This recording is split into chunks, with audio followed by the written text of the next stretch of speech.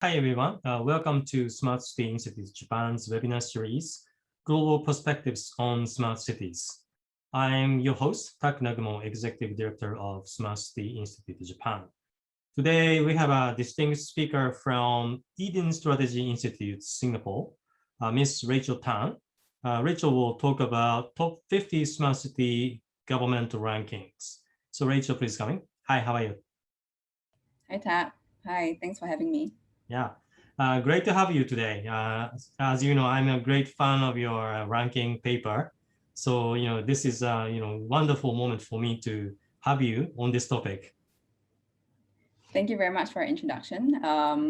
It's really, I'm really excited to be here as well to share the findings that we have uncovered over the past year of studying smart cities across the world. If it's okay, I can share my screen. Yeah, just before that, let me have a little housekeeping matter for the audiences. This is, something I do always. So for audiences, I will encourage you to put the comments or questions on the chat box. And when you write something on the chat box, please choose all panelists and the participants from the pull-down menu so that we can share all the writings with all the people attending this seminar. And after Rachel's presentation, we have a short time for discussion, and we'll take care of the questions from you. Okay, so without further ado, let's move on to presentation. Rachel, your time. Yeah, sure. Hi, everyone. Great to have all of you here. Give me a second while I share my screen, prepare a couple of slides to run you through the content for today's webinar. All good? Good. Okay, so once again, thank you very much, Tak, for inviting me and for the warm welcome. Really looking forward to the next half an hour or so of just sharing some of the key findings of our top 50 smart city governments ranking. So just to give you a bit of a background on what this webinar series will cover, the first part of it, largely I'll be talking about our Eden Strategy Institute's top 50 smart city governments ranking. And the next part of it will be around this special theme that we covered this year, which is the topic of sustainability in smart cities and helping cities achieve carbon neutrality. So as a bit of introduction to myself, my name is Rachel. I'm one of the lead investigators for the top 50 smart city governments ranking publication at Eden Strategy Institute. And over the past year, I was quite involved in doing the research for this publication, speaking to city mayors and really making sure that the rankings are rigorous. So it is my pleasure to share the insights from this study with you today. And as a bit of a background on my company, Eden Strategy Institute, before we begin. So Eden Strategy Institute is a consulting firm and we are based in Singapore. We specialize in what we call business systems innovation. And what this means is that we try, and it is at the core of what we do, which is to really derive economic value for organizations from solving societal challenges, because we believe this is actually the most sustainable way for an organization to run itself. And in terms of the kinds of companies, organizations we work with, there's a really broad spectrum. So we work a lot with government agencies. We work a lot with corporates as well, with multilateral organizations, social enterprises, and nonprofits. So, and our work also spans, not just Singapore, but across the world, in Southeast Asia, in Europe, in the US. So we do learn a lot from the clients that we work with. And we do a lot of work across different verticals. So smart cities is one of them, and it's the practice area that we're really trying very hard to develop right now, especially with this publication that we just launched. But aside from smart cities, we're also very heavily involved in industries like education, in healthcare, in the future of mobility, with social enterprises and emerging middle class. And with these verticals, we do a lot of sector development work for governments. We help them create economic blueprints, we help them to model their impact, we help them to strategize, and so on. So that is just a broad overview of what we do. And as part of the smart cities practice that I mentioned just now, we launched this top 50 smart city government ranking publication sometime back in 2018. So just to give you a flavor of how we think about smart cities, this word is thrown around quite often nowadays, and I'm sure many of you in the audience are quite familiar with smart cities and what governments across the world have been doing. But just for ourselves, we are quite, we want to be careful in not labeling smart cities as just cities that adopt technology, because we view that to be the easy part of managing a city, right? It's quite easy to just put money into buying new infrastructure, or installing new sensors and getting big data and so on. The more difficult part, and I think the part that we are quite focused on as well, is the human side of it and the behavioral side of it. So it's not just the hard infrastructure that we should be focusing on, but also on we should also spend some attention around the soft infrastructure, right? The need to engage your citizens and your stakeholders to develop thoughtful policies, to create forward-looking roadmaps, to involve, to co-create solutions that are not just technology-based. So that's kind of the guiding principle behind our smart cities, and we believe that smart cities should be safe, they should be sustainable, they should be inclusive, and they should be lovable, right? So just so as a background on why we even came up with these rankings, you may be wondering, what is the point of comparing city governments? And it was, I think, back in 2018 when we realized that we had a lot of city governments come to us who were interested in figuring out ways and asking us for advice on how to build a smart city.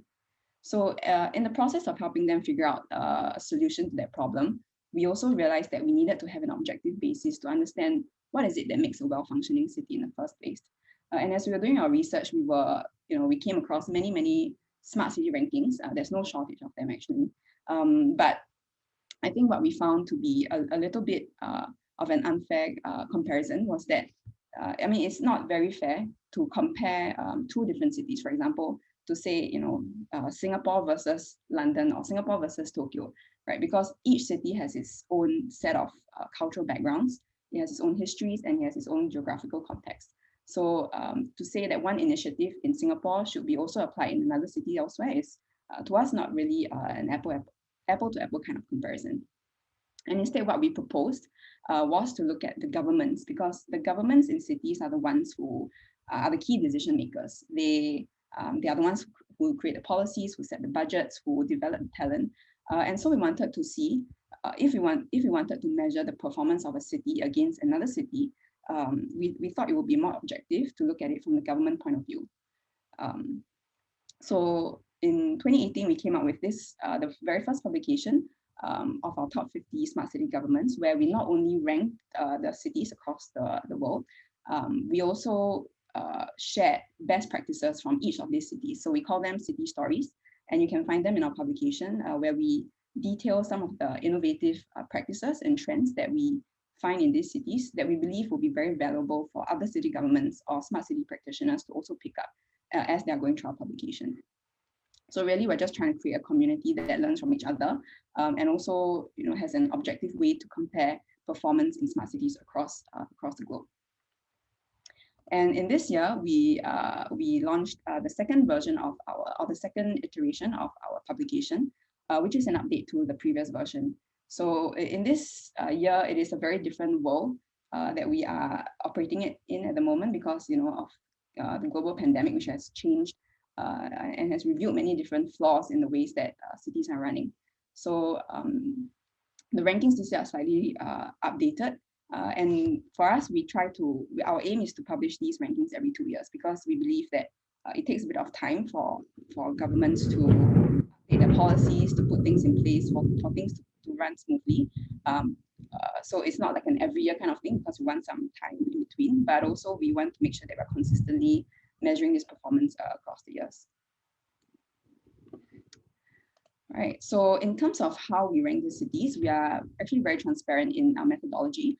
If you download our publication online, you can see in detail how we carried out the entire process of ranking the cities.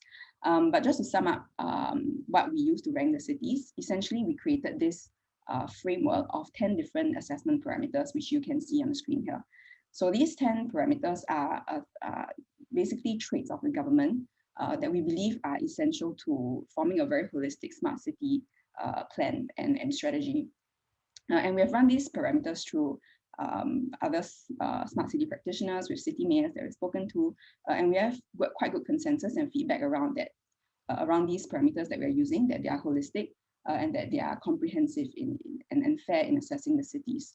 So just quickly running you through, one of the things that we use to determine whether or not a city government is doing well in a smart city strategy is, first of all, whether or not it has a good vision of what that strategy could look like. So when we're doing our research, right, we will see whether or not, so essentially what this parameter measures is the plan or the strategy of the city.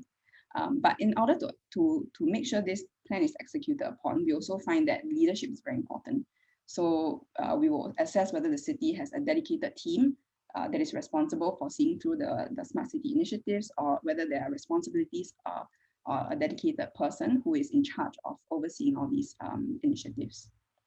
And also, to make all these things happen, as we know, it requires financial resources. So we also assess the city's budget, whether or not they have set aside a specific budget to fund all these initiatives, and not just whether or not they have a specific fund, but also whether or not it is a sustainable source of funding.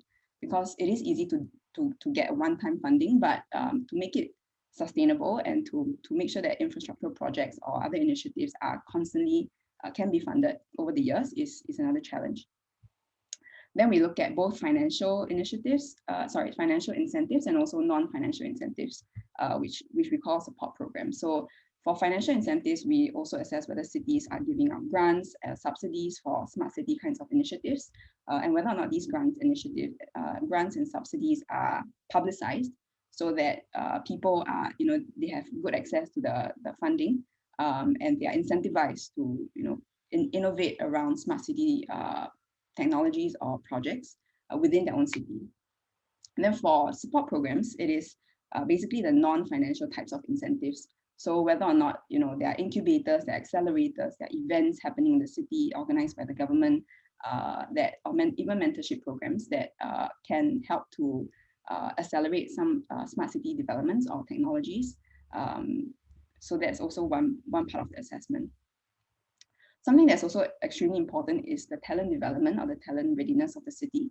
And we find that it is crucial that cities build up a bank of not just technologies or people who are building new technologies, but also architects, urban designers, planners, people who can analyze data, and have this pool of people at hand to really help see through the entire smart city strategy. And quite related to this people development aspect is the people centricity part of it. So we also want to see whether cities are, putting people first, making sure that the people's needs are being met, involving them in planning the smart city strategy, giving them a channel to give feedback, and so on. And then we also look at innovation ecosystems, essentially, which is to see whether cities have a well-supported ecosystem that encourages, people from even other cities or other countries to come in to innovate as partners within the city to further their smart city development. And then there's also smart policies, which are extremely important in protecting the rights of citizens as the smart city develops. So these policies will be around like open data sources, around data privacy, around IP laws, and so on. And lastly would be the track record of the city. And this one we look retrospectively at what the city has already done. So we wanted also a way to see what is it, you may be able to have a whole strategy, a whole plan, but have you actually execute on something? It is also a different question. So that's where the track record parameter comes in for us to assess whether or not governments have acted upon what they say they're going to do. So that those are the 10 parameters. If anyone has any questions, we can also talk a bit more about that during Q&A. I mean, aside from these parameters, what we did in order to shortlist the cities was to look extensively at all the cities around the world that had any kind of mention of smart city development. So we would scour the internet, we would speak to our smart city practitioners within our networks, and we will also get feedback from city mayors and referrals on cities that are investing or putting effort into becoming a smart city. And from there, once we have a huge list, and in this case, we had about 230 cities that we brought listed, we would do an extensive study for each city around each of the 10 parameters. So for example, if we look at Singapore, we would see, okay, does Singapore have a clear vision? Does it have a dedicated leadership and budget and so on? And for each of the parameters, what we did was to rank them on a score of 1 to 4. So for example, in terms of your vision, it's not just yes or no, whether you have a vision or not, but it's a scale of 1, which is where there's no evidence of any kind of vision, 2, where there's some evidence, 3, where there's a very clear evidence of that vision, and 4, which is an exceptional score. We give for cities that are really, at the high performing end, that are that we feel are really very exceptional. So those are quite rare cases. So yeah, you can imagine from a scale of 1 to 4 for each of the parameters.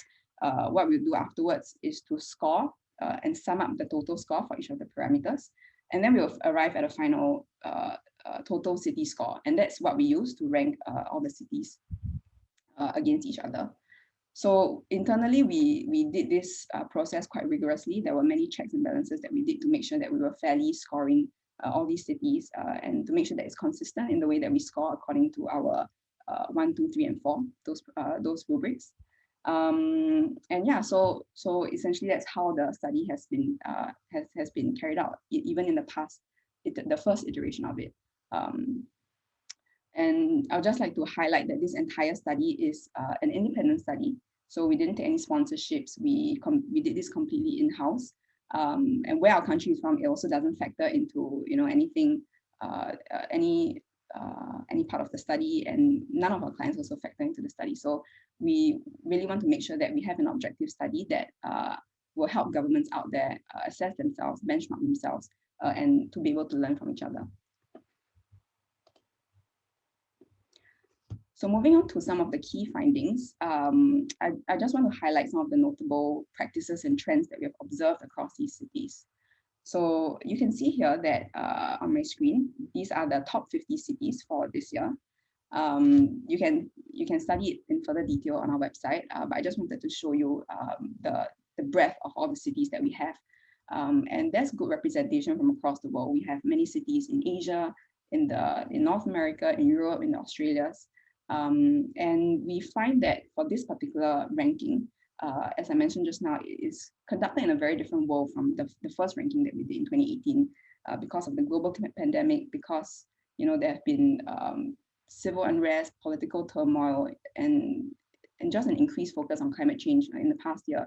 So all these changes have really affected the way that cities have responded. And we find our rankings reflect the extent to which city governments best were able to steward their citizens and meet their needs and aspirations during this time. And I'm sure many of you in the audience are Japanese citizens, so you might be interested to know what we found out about Japan. So Tokyo is inside this ranking. It's number 22, I believe. But in general, I think what we found unique and very a strong feature of Japanese cities is that they are very focused on disaster management. And we found that many other cities are looking to Japan as sort of like an example of how to manage disasters well. I believe because Japan is very prone to natural disasters like earthquakes, typhoons, storms, and flooding, and so on. And this is probably especially so with the effects of climate change speeding up and making all these events more irregular, more frequent, and more severe. So we find that Japan has a lot of experience in building resilience in its infrastructure and also in its policies. For example, by creating backup power sources with renewables, raising the height of seawalls. I know Tokyo has an underground flood control channel, and many other cities have also invested in reinforcing their key infrastructure, like its airports, its power facilities, its roads and bridges, especially after some of the recent natural disasters in the past few years. Notably, we also see that there have been 18 new cities that have entered our rankings. So we welcome these 18 cities, and they have all done extremely well. We find that half of them are concentrated in Europe. So we have cities like Tallinn, Moscow, Milan, Oslo, Frankfurt, Zurich, The Hague, and so on, which are in Europe. Very, very strong representation there, and also in Asia. So we have cities like Chengdu, Bandung, Busan, Hangzhou, Chongqing, Guangzhou. And within the Asian cities, we find that many of them are from China. So these cities that have newly entered our rankings, they really reflect the rapid development of smart cities across the globe because of the increased urbanization, people moving to cities, and also the technological advances. So that's testament to all these global level changes that we are seeing. So now I just want to share some of the areas in which we find smart city governments to be performing well in. As you remember, across the 10 parameters just now, we find that these three are particularly strong for the cities that we have studied. So the track record of the cities, we find that more than 1/5 of them in the top 50 list, they scored like a 3 or 4 on our rubrics. So this reflects that they have good experience in implementing some of these initiatives and have integrated these initiatives with strong evidence of impact. Another area we find to be quite strong is the innovation ecosystem itself. So we see that most cities, most smart cities within our top 50 list, they have successfully catalyzed or sustained innovation ecosystems.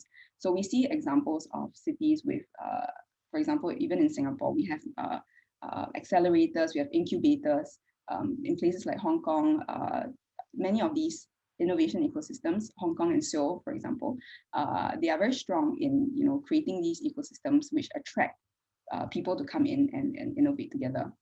And lastly, we are very heartened to find that many of these top 50 cities are very people-centric actually. So a lot of these cities we find are putting a lot of effort into finding unique and innovative ways of engaging and really co-creating with their citizens through feedback channels such as citizen reporting platforms, mobile apps, social media, through even public debates and consultations. And this is really aligned with the way that we think about smart cities, because it's not just about technology, it's also about the sharing of ideas, about ensuring that the technology really meets the needs of the people on the ground and giving people a voice and a stake in developing their own city. And there are also a couple of areas that we find cities to be less strong in. So these 3 areas that we've highlighted here are financial incentives and support programs, as well as the budget. So we can kind of see a trend around the financing part of it. Not many cities have a dedicated budget to spend on smart city development. So in terms of the financial incentives, we don't really see cities offering a lot of grants or initiatives specifically for smart city programs. We also don't see that many cities that offer support programs like mentorship or accelerators, incubators, and so on that help to accelerate innovations. And in terms of the budget also, we understand that for smart cities, they often don't really have a huge budget to begin with. So it is quite difficult to expect them to carve out a part of that budget just for smart city development.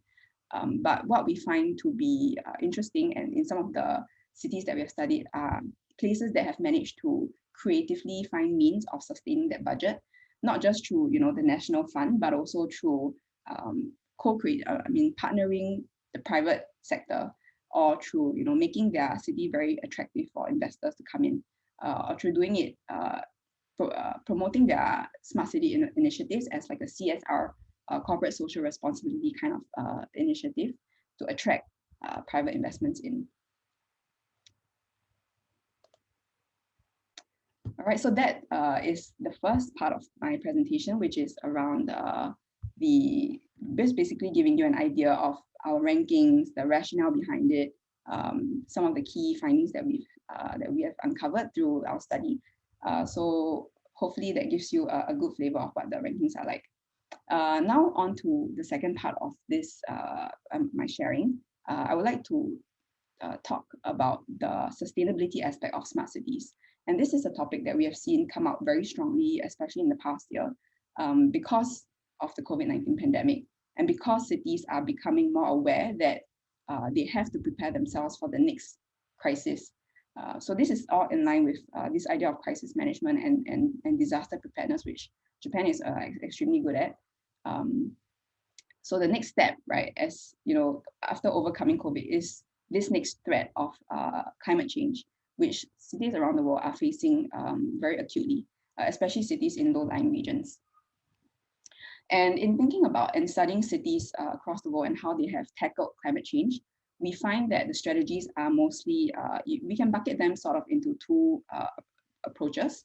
One way that cities tackle climate change is to mitigate the effect of climate change, which essentially is to reduce the emissions of the cities. Another way, the second approach, is to adapt to the effects of climate change, which is basically to increase the resilience of the city and the people so that they can live with the impact of climate change. And many times both of these are happening in tandem. So in terms of mitigating climate change, we see a couple of focus areas, 4 in particular. One of them is around green buildings.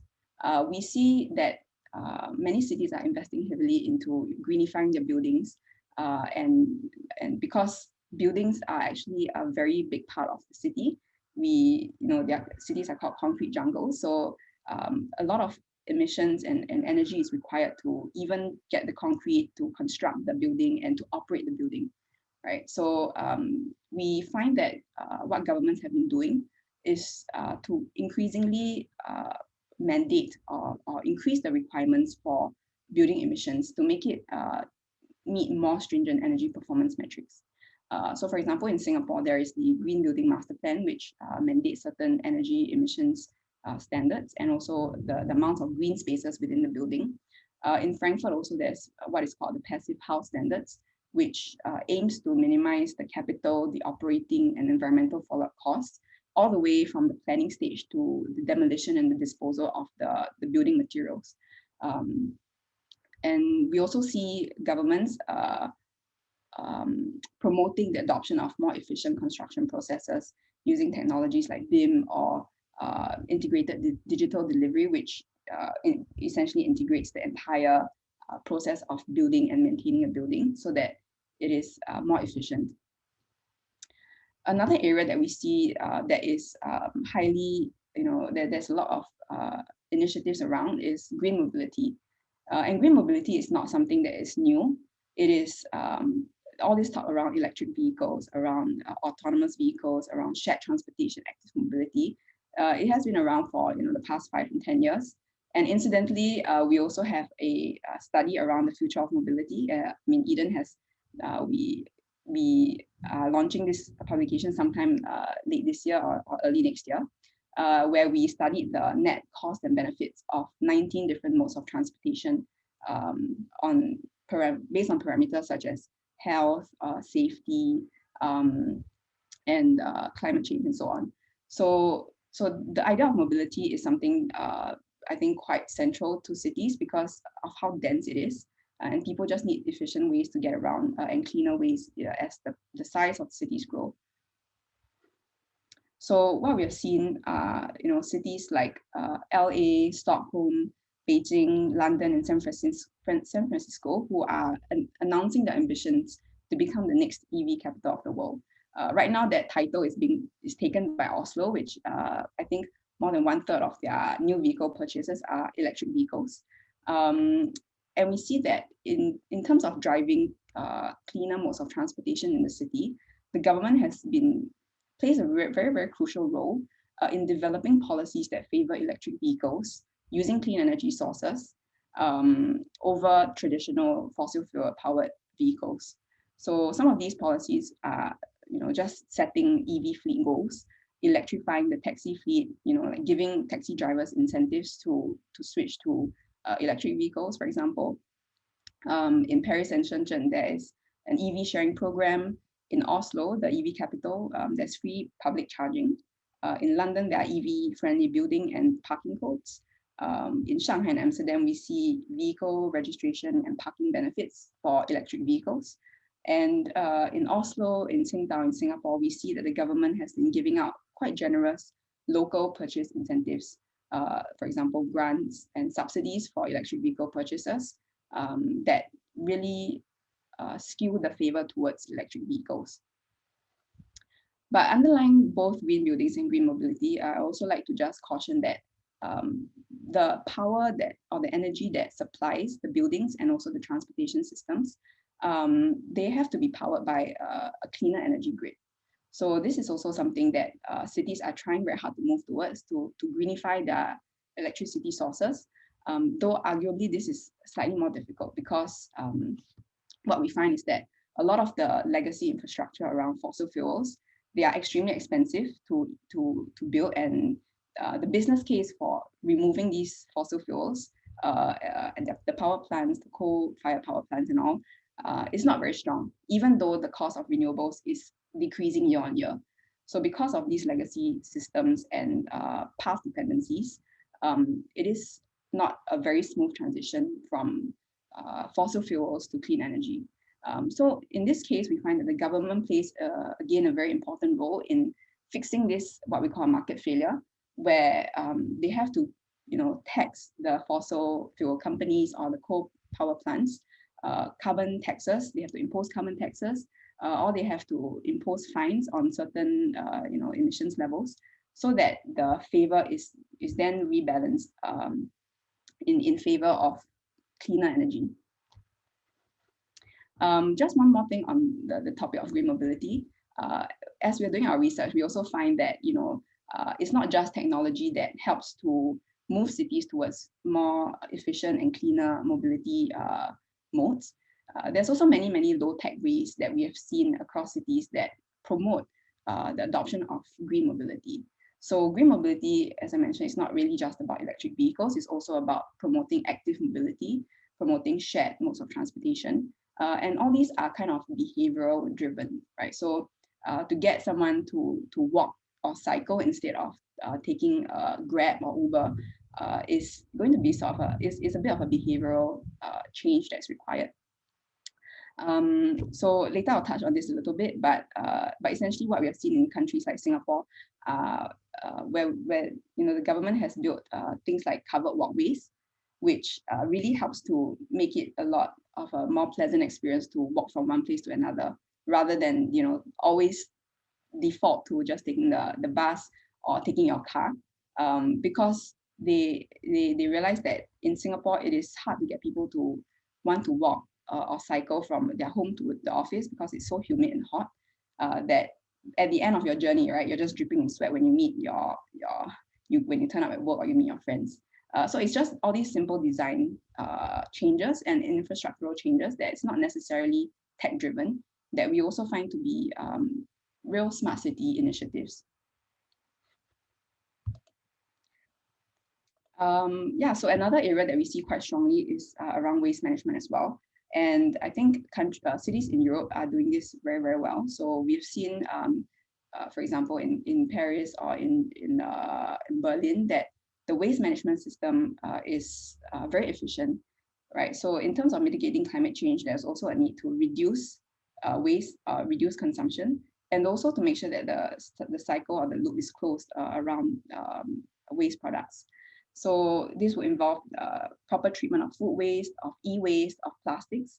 And we've seen very innovative solutions such as using deposit refund schemes, where essentially consumers pay an upfront deposit of maybe 5 to 10 cents on, let's say, a beverage drink. And then in order to get that deposit back, they have to return it or recycle it properly.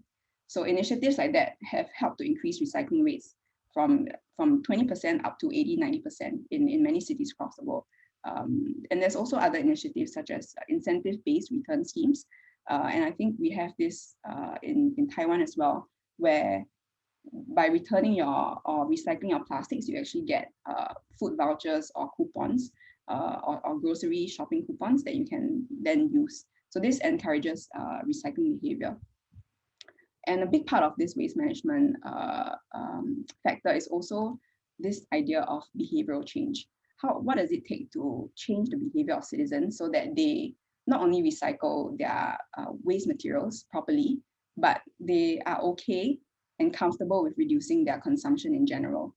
So we find that city governments actually need to develop policies or just set up some kind of choice infrastructure to nudge the citizens to make greener choices in consuming and traveling. As mentioned just now, I think Taiwan is a really good example of a place with very high recycling rates. And what they do is that they've already made recycling such a norm that actually, those who don't recycle or don't sort their waste properly are shamed or even fined. So it becomes like a real cultural norm. In Japan, I've also seen some examples. For example, I think in Kashinoha Smart City, there have been initiatives to compare the energy usage of one household to the neighbor's households. And in Singapore as well, we have this similar idea to kind of encourage, people to reduce their energy consumption just because they want to be on par with their peers. They don't want to be seen as, wow, why is my energy consumption so much higher than everyone else? So that's just simple ways to also move cities towards more green behaviors without purely adopting technology. And as mentioned just now, around the idea of mobility, in addition to the walkways that I mentioned that Singapore has been building, the covered walkways, there's also been a fund set up to encourage buildings to build showers, lockers, and changing rooms, especially in office buildings, so that when workers cycle or they walk to their office buildings, they actually have a place to change, which encourages the active mobility that we are trying to move the city towards. And also, it's not just about mitigating climate change, it's also learning to live with the impacts of climate change, especially because we already feel its effects right now. We see that there's a lot of work being done around increasing infrastructural resilience in cities, especially in low-lying cities, in islands, small island states in the Pacific Ocean, where cities need to protect themselves from rising sea levels, heat waves, the loss of biodiversity, tropical storms. And we see many cities start building, higher seawalls, building their houses on higher ground, designing cooler buildings, planting more trees, and things to do with just making the physical infrastructure of the city a lot more resilient. And there's another aspect of it which I think is not really talked about a lot at the moment, which is building social resilience in cities. So we find that the impact of climate change in cities is very disproportionate. Those that can afford to live in more secure homes on higher ground, they tend to be more well protected from the effects of climate change compared to those who are less privileged, who maybe don't have a fixed home or don't have very safe housing infrastructure. And these people are the ones that are more prone to the effects of climate change. We have seen recently in the heat waves in Canada, where many people have died because they didn't have a place to stay, right? They had to be outdoors. There's no proper shelter to protect them from the heat. And that's why we believe that part of adapting to climate change is also building up stronger social fabric where citizens are given adequate protection against the impacts of climate change proportionately. And that the government invests in keeping the citizens healthy and also educated on the impacts of climate change. I mean, it could be very simple, right? Like, for example, Frankfurt, we've seen has a climate change book where they share energy saving tips, and they also have guided tours where they bring the residents around to visit sustainable buildings and projects to learn more about them. And I think in many cities right now, there's also a need to build stronger social cohesion to tackle and overcome crises as a community, where people help each other out rather than just being isolated in their own apartments. Many cities around the world, especially during COVID, right, we see there's a lot of social isolation happening. There's a lot less interaction that's allowed between people. And that's where we feel that the underlying fabric of society has to be strong in the first place, so that you watch out for your neighbors watch out for you. And in times of crisis, then you can react more strongly and more resiliently to crisis. So overall, we see there's three main roles of smart city governments in driving sustainable smart cities. The first would be really just to design policies that can promote green urban design and infrastructure, and also to shape sustainable citizen behavior through framing and choice architecture, framing, behavioral nudges, a lot of things to do with behavioral insights. The next will be to finance the sustainability initiatives, especially through creative means, because it is difficult to get a sustainable source of funding for many of these initiatives, which don't come very, very cheap. And lastly would be to develop ecosystems and a very safe space for innovation, attractive place for other people to come in to co-create and collaborate on smart city innovations that can help to foster all these partnerships and new ideas and solutions that really drive a smart cities strategy forward. So that is the end of my sharing. Thank you all for listening in, and I'm happy to take questions right now. Okay, Rachel, thank you very much. And you can put the slides down, and our face will show up on the screen. All right, and first of all, thank you very much. I found this very, not just useful, but very comprehensive indeed, covering the climate neutrality issues and the social cohesion issue and so forth. So I think this is the global standard to be for measuring the effectiveness of the smart city governments. And I will welcome any questions from the audiences, but in the meantime, I would like to open up some questions for you. My first question, I'm already putting myself into the shoes of actually implementing similar means in Japan. And I was wondering what the first reaction from the government should be. This could be seen as a useful tool to advance the way the smart city governments conduct the project. But at the same time, it may appear like a scorecard, they're rated, right? So, maybe it's going to be mixed feedback, reaction from the governments. What was your experience? So I think many cities, they find the rankings to be useful as a benchmark in terms of actually scoring themselves. I don't think that the point is really to arrive at a certain score, but rather to understand what the metrics are, the key parameters are in creating a sustainable smart city strategy that is important in helping them drive their strategy. And it's not just also about scoring themselves, but also seeing what other cities are doing that they can improve upon, or where they are, right, in comparison to other cities. So I think that would be the first step for city governments. I see. Thank you very much. And my second question relates to the methodology you just touched upon. So the way you measure the effectiveness of the smart city government can be subjective through, let's say, survey, or objective through open data analysis or something, right? So I would expect that gonna be a mix of both in a way. What's the methodology in getting the right evaluation on the 10 criteria? So I think you've hit the nail on the head. That is quite a tricky part of the assessment process. As much as possible, we try to, our aim is to be extremely objective. But at the same time, also we do face what many researchers face, which is the lack of data.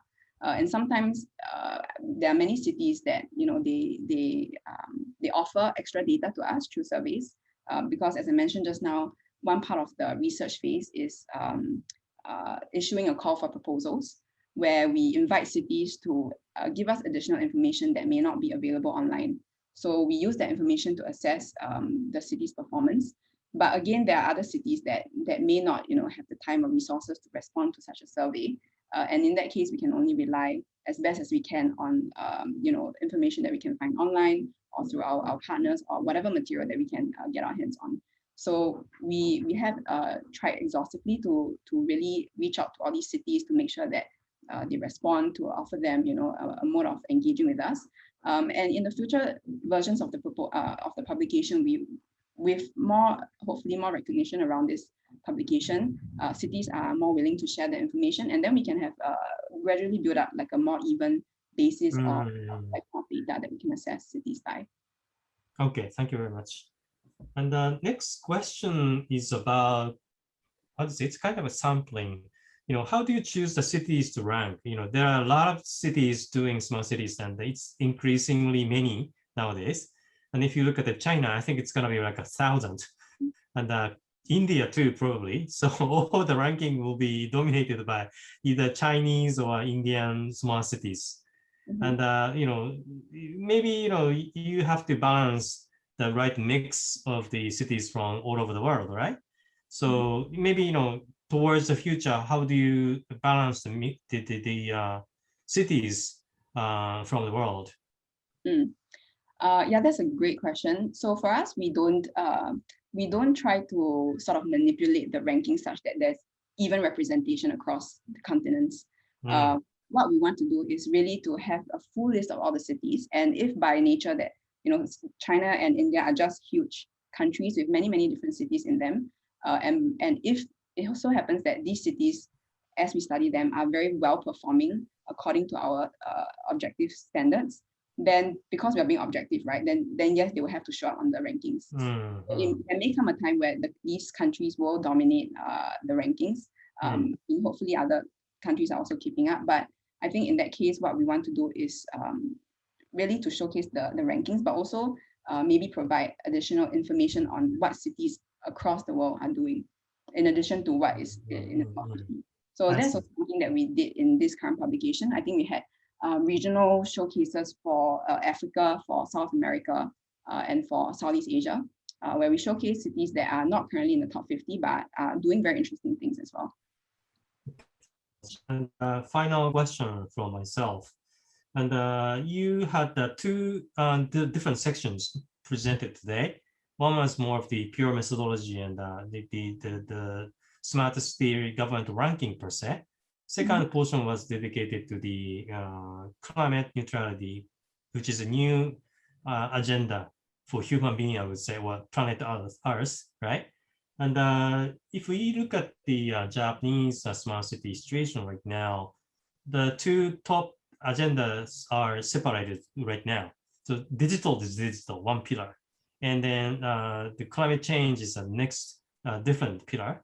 And I would expect that both will be merged into one, since the cities are one location, right? So if you look at the European Union, they would start to call it climate neutral smart cities, right? And some other countries started to name some of the similar names, green digital smart cities or sustainable smart cities and so forth. How do you see in the future the direction of those two different pillars? Yeah, thanks for that question. I think we also noticed the same thing as you, that some cities, many cities actually, they are still thinking of sustainability as another pillar or another work stream, right? So one part will be digitalizing the city, and then another part will be making it more environmentally sustainable. But as you mentioned, I think Europe is one of the leaders in sustainability, and they have recognized that it is imperative and also a lot more efficient if you just merge the two streams together, right? They have to kind of work hand in hand. And I think with this COVID-19 pandemic, which is really a catalyst for a lot of sustainability movement across cities, we'll see more and more cities start to merge these two strategies together. And hopefully, we are able to use whatever data, sensors, IoT that we have, and data analytics capabilities that the cities have to optimize the operations of cities and to make sure that we are being most efficient in our energy usage, and at the same time also reducing consumption. So that would be hopefully, I think that would be the way that we are envisioning cities moving forward. Okay, thank you very much. Now let's move on to the questions from the audience. I will read it for you. First one is from Leo Osako. Thank you, Rachel, for a very insightful session with all different use cases. Can you share any publicly announced smart city project where they combine the datasets from different industries, mobility, retail, finance, etc., to create new services for the citizens? I'm aware of many use cases within different categories, but nothing where there are merged data across various industries. Yeah, I think it is still it is quite difficult to find examples of cities that have been able to merge data from all these many industries. For one, because data is not always available, and second is because the data it can be private, right? And people want you to pay for this data. So to get everyone to share all this data openly, I think it's still it's not something that we are seeing very, very commonly right now. But we do see city governments in places like, for example, Estonia, which is very digitally forward, that are trying to merge their services, their government services, all into one platform. So there's voting that's happening. There's feedback channels. There's your medical appointments and health records, all in the same platform. Singapore is also trying to do the same to merge all we call it like a national digital identity, where we essentially all our data is collected in like a passport, like a digital passport. So in terms of all these industries that I think Leo mentioned, I think it's still a ways to go before we see many examples of that happening. But right now, at least in terms of government data, we see that there are many countries that are already trying to merge all the data together. Thank you. Yeah, I agree. So many cities are still running digital solutions in silo, and there's sometimes, cross-sectoral data exchanges occurring, but limited in number, maybe 2 or 3 at most sectors for now. And of course, the vision is to have a data exchange layer or platform in place, thereby all kinds of data can be merged into one platform and creatively come out and spits out a more useful innovation solution going forward. But I think in the world, everyone is struggling with that. Yeah, and I think actually the emergence of blockchain technology might be helpful for that, because if everything is on a public ledger, right, you have your retail data, as I think Leo mentioned, data around just the weather, around consumers, what they're consuming and energy consumption, all that. I think it becomes a lot more transparent. But this technology has still not really been widely adopted at the moment. Right, thank you. And the next question, I will just add some, explanation to this question. But what it says is that there are few talks about smart government by utilizing data and digital technology. But what do you think? There is a distinction between smart city and digital government, at least in Japan. And essentially, there are the same kind of animal, right? Both digital, powered by digital. And when you talk about smart cities, which include private and public, both digital solutions. If you talk about the digital government, it's only the public sector only. And because we tend to talk those as a separate entities, I think this question came out. Right. So do you, maybe, the Kim-san might want to ask, do you want to rank digital government, not the smart city government? I see. So if I understand correctly, you're saying that in Japan, there is a separate, what you call digital government that does only like digital infrastructural related things. And then there's the smart city government that's also involved in not just the technology part, but also maybe urban planning and design. Is that how I can distinguish the two? Yeah, I would say that when you talk about digital government, it's the digitalization of the government services. I see. And if you talk about smart city, that covers both, digitalization of the government services and the digitalization of the private sector companies, offerings, right? Yeah. Okay, I see. I mean, I would say that the digitalization of the government, the digital government is probably a subset of the smart city strategy, right? Because as a smart city, you want to make sure that your government is operating as efficiently as possible, that all your data is being, is updated, is cross-shared, you can analyze that data. So I would say that we will consider it as a subset of the larger smart city strategy. Thank you. And I had one supporting writing from Calista. She says Copenhagen attempted a data exchange effort before. While it was discontinued, there are plenty of learnings that are worth reading about, and she put the link to it. So it's extra information for audiences. Thank you very much. Thanks, Calista. And going back to the question, Kusumoto-san, thank you so much for a wonderful presentation. The concept of social resilience was very new to me. Widely. Can you please give me some examples of some approaches to provide and improve social resilience? Yeah, maybe it's typical question coming from Japanese context. We tend to say resilience from the infrastructural point of view, and social, it's more human or organizational resilience is a term sounded new to this audience, I guess. Yeah. So I guess a couple of examples. We've spoken to some people in the New York mayor's office, and they shared with us that during the COVID pandemic, there were checks, right, on the neighbors to see how they were doing, to make sure that whoever needed support would get support. Even now in Malaysia, we are seeing this movement called the white flag movement. I'm not sure if you've heard of it, but because the situation is quite dire at the moment in Malaysia, many of the lower income population, they don't really have access to food or their basic needs, right? Because they don't have any income. So what they do is actually they hang a white flag out their window, and neighbors or whoever passes by who see this white flag flying around, coming out of this particular household, they would go and offer, assistance. They will offer money, they will offer food and drinks, and kind of shows like an act of solidarity, right, in creating more of a community spirit. In Singapore, for example, we are trying to build social resilience by also being more inclusive to the elderly population or people who are not digitally literate. Because as we're moving towards a smart nation, right, a lot of the times these people are the people who get left behind.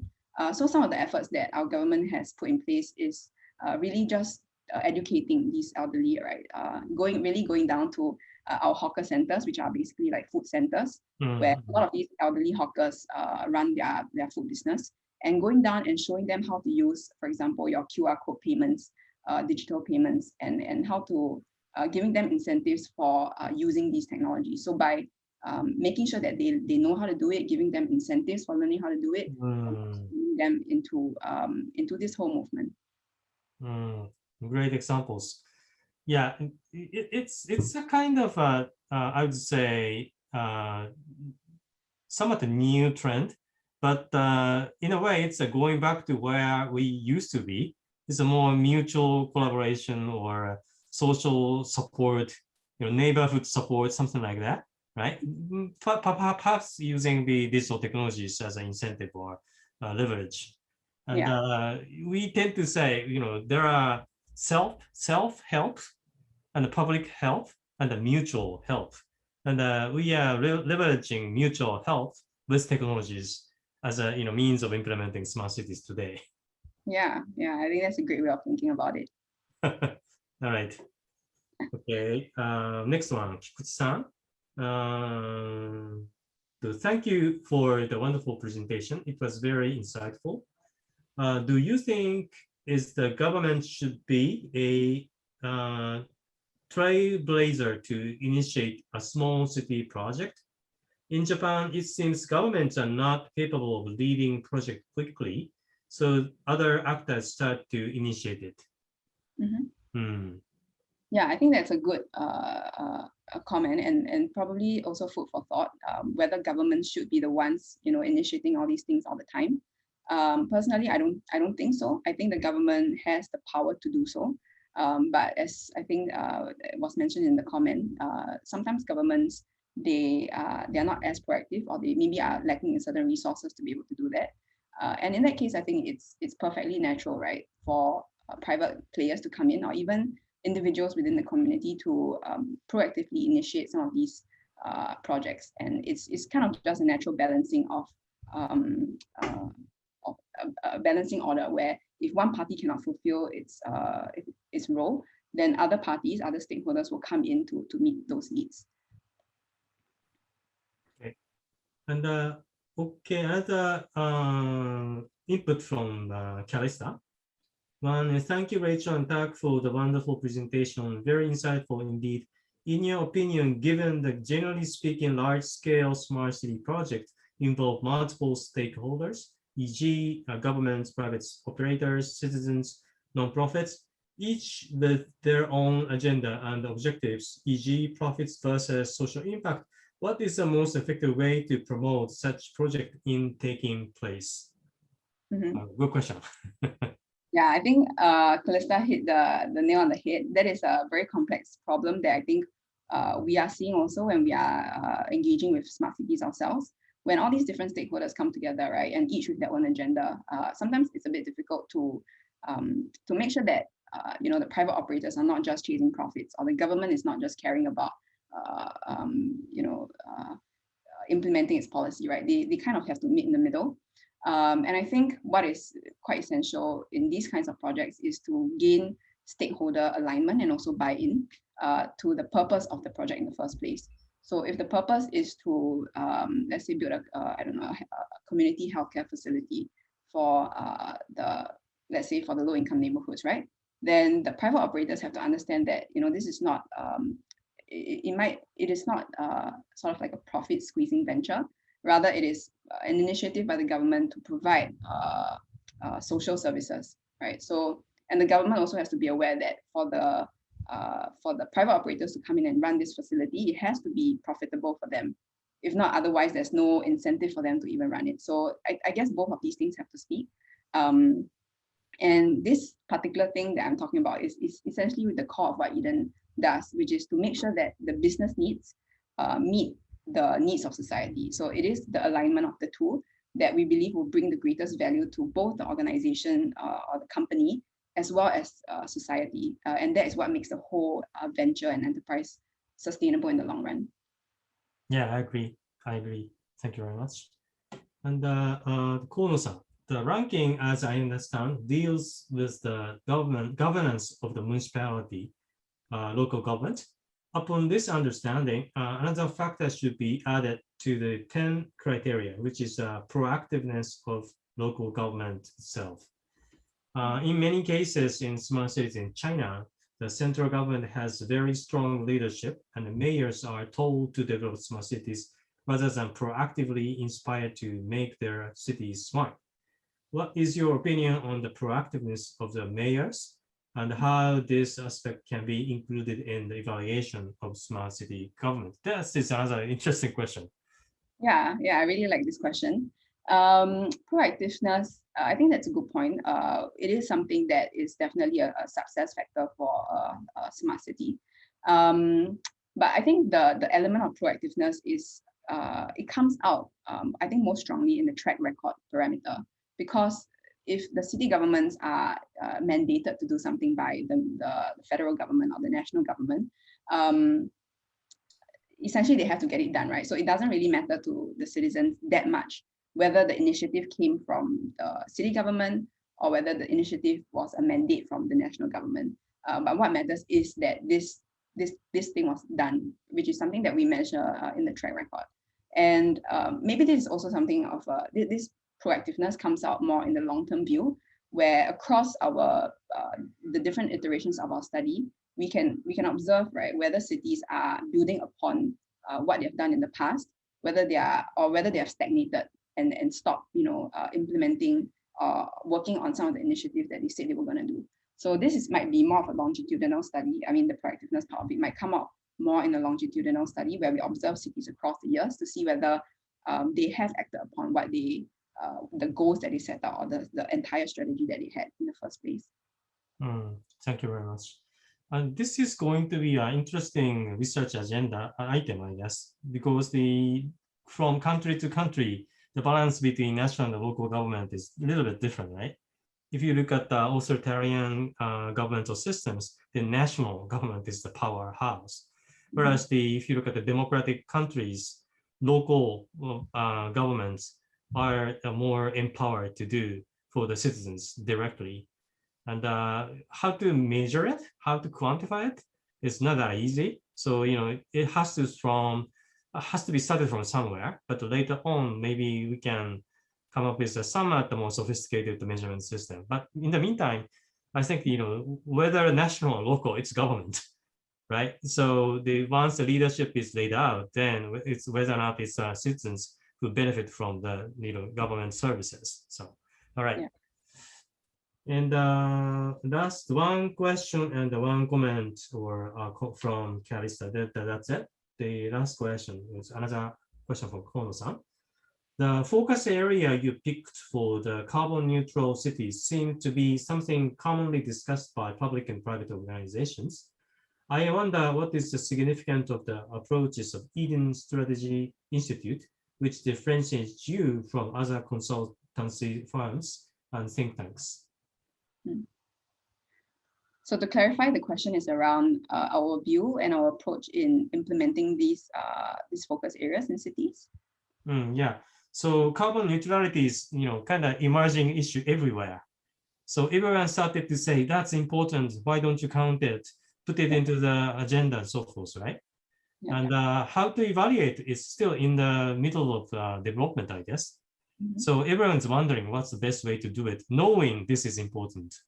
And what special feature, if you have, in Eden Strategy Institute's approach? Yeah, understood. So thanks for asking this question. I think it gives me an opportunity to sell Eden a little bit. But this idea of carbon neutrality and sustainability, I think what our stance is it should not just be about, again, it shouldn't just be about technology, it should also be about changing behaviors, because as much as all these technological solutions are out there to help us monitor our energy consumption, or to reduce our emissions, or to make things just more efficient, right? There's also the human part of it that has to respond to the technology. So for example, you might be able to build this very, very energy efficient building. It has cooling systems, it has it has very cooling materials, and it has very good ventilation. But maybe someone in that building may find that, okay, I just feel extremely hot and I just want to turn on the aircon, right? So without changing the consumer behavior to make them aware of the impacts of their actions in the first place, having all these technologies infrastructure is not going to be successful in the long run. So that's one part of our view. Another part would be to be very evidence-based and data-driven when we are implementing sustainability solutions. So that would involve being first aware of where your city organization is performing in terms of its current sustainability performance. So what are you at your baseline, right, before any kind of initiatives? What are you currently emitting, or where are your most environmentally material processes at? And once you're aware of your current standing, then we can start, and you have data around that, then we can start to say, okay, how do we optimize some of these processes, or how do we change behaviors in this particular aspect? So I would say there's these two things that we strongly bring in our consulting approach. One is to merge the hard infrastructure and the soft infrastructure, and the other one is to be very data driven, to understand your baseline and then to work from there and also to measure the impact at the end, to reflect upon whether or not you have met the targets that you have set along the way. Okay, thank you very much. And then we have a last comment from Calista. While there are many rankings of smart cities, Eden's ranking is only global rankings that evaluate proven good practices of leading city governments.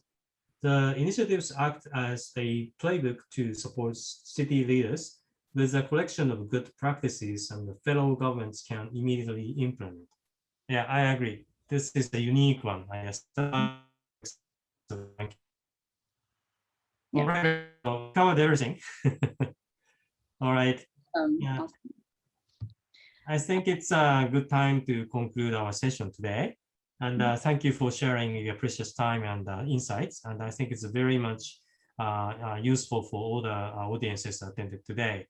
And lastly, probably you can say last words, maybe for the Japanese audience, and then we conclude this session. Yeah, so yeah, maybe I'll just spend 1 minute. I just like to thank all of you for being so proactive in the comments and asking questions. I think all those are very, very insightful and thought-provoking questions. So thanks so much for engaging in this discussion with us as well. Tak, thank you so much for inviting me and really giving me an opportunity to share what we have learned. And I think this will be very valuable information to all the smart city practitioners out there, governments, or just individuals who are curious about the smart city space. And if you want to have more information around the study that we did, please feel free to visit our website, which is smartcitygov. So that's smartcitygovt.com. And there you can download our 2018 rankings and also our 2020 rankings. And you can read a lot more about the individual city stories. And thanks, Calista, for sharing the link in the chat box. Another thing that I like to bring up is that we have an upcoming panel. Eden is organizing this panel series on smart cities, and we have an upcoming panel on the 22nd of July on the topic that I was just talking about, which is the achieving carbon neutrality in smart cities. So a colleague of mine, Dave, he will be sharing and he'll be moderating a panel of expert speakers around this idea of sustainability, and there's a lot more, I think, to discuss in this space. So for anyone in the audience who's keen to attend, please feel free to follow our Facebook and LinkedIn pages, and we will keep you updated on how to sign up for the next panel that we're having. Okay, thank you very much. Thank you, Rachel, again for your useful information and useful perspective. That's much inspiring for everyone. Thank you very much. This concludes our session today. Thank you. Thank you, Tap. Thanks, everyone. All right, Kudo-san, your final part. Yes, thank you, Rachel, for your great presentation. And also, we know that you will come back again next week at the same time here. So for the viewers who stayed late today, please come back next week as well. And let me just quickly go with our programs. And first of all, after this event, you will receive the questionnaire, and we hope that you can answer, as we will value those answers. And from the programs of webinars will be available on Smart City Institute Japan's Twitter, Facebook, and LinkedIn. And they are also posted on our website and the PTX as well. And the past videos can be viewed on the Smart City YouTube channel. And programs, today you viewed this, Rachel's speech. And for this Friday, we have a guest speaker from World Bank, Tokyo Development Learning Center, and talk about the greener, resilient, and competitiveness. And also next Tuesday, as I said, Rachel will come back again, and she will speak more about smart city innovations. And July 26, we will welcome the guest speakers from Philippines Smart City, and Chris Libunao will appear. For our Smart City Institute Japan, our membership is growing, and we have about 430 members now with 33 advisors. And our Global Partners Organization is also growing as well. And here you can see EDI Strategy Institute from Singapore. And for those who are viewing now and not a membership yet, not joining our member yet, if you are universities, research institutes, local governments, or nonprofit organizations, you are here supporting member, and it's free of charge. So again, thank you very much for staying with us, and we will see you again soon. Thank you. Bye-bye. Bye now. Bye. Thank you. Thank you, Rachel.